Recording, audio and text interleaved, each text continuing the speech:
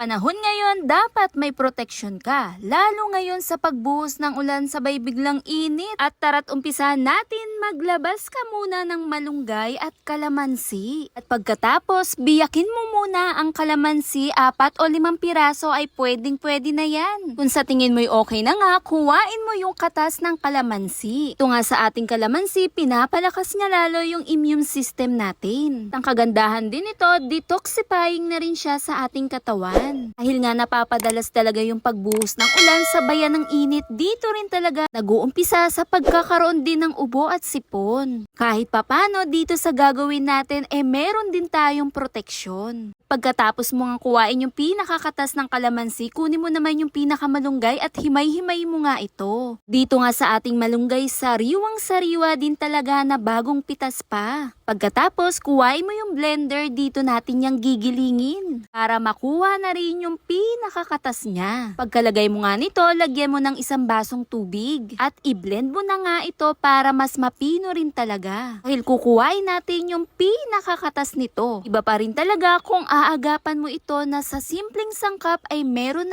ka dyan mismo sa labas ng bahay mo. O kahit pa sa bakuran mo, gaya na lang nitong malunggay, magpitas ka lamang yan. Kung nga sa ating malunggay, naglalaman ito ng maraming vitamina at minerals. Isa na rin dyan ang calcium, iron at protein. Panlaban lunas din ito lalo na sa may mga malnutrisyon. Pagpapanatilihing malusog ang katawan. Pagkatapos mo ngang i-blend, kunin mo yung pinakakatas at ilagay mo nga ito sa pagsasalaan. Dito nga sa ating ginawa, pwedeng-pwede mo to inumin. At kung nakakaramdam ka ng baradong ilong o kaya naman nangangating lalamunan. Ito nga sa simpleng sangkap na ginawa natin ay makakatulong din talaga to para sa'yo. Ito din ay kilala para sa pampalakas ng katawan, lunas na rin para sa iyong katawan. Makakatulong din to lalo na sa pagpapababa ng timbang. Kaya sa mga gustong magpapayat, pwedeng-pwede mo rin to inumin. Dahil ito rin ay detoxifying sa ating katawan. Nakakatulong din siyang magpababa ng kolesterol. At kung sa tingin mo'y okay na nga, pwedeng-pwede mo to lagyan ng yelo at yung simple syrup. At depende naman sa balance ng panlasa nyo. Pagkatapos, halu-haluin mo lamang ito at pwedeng-pwede mo na to agad inumin. Mayaman din to sa amino acid at minerals at antioxidant. Makakatulong mapaginhawa ang pakiramdam. Mas magandang nutrisyon para sa iyong pamilya. At lunas at pagpapalakas ng ating katawan. Kung nagustuhan mo ang video, bigyan ito ng puso o thumbs up.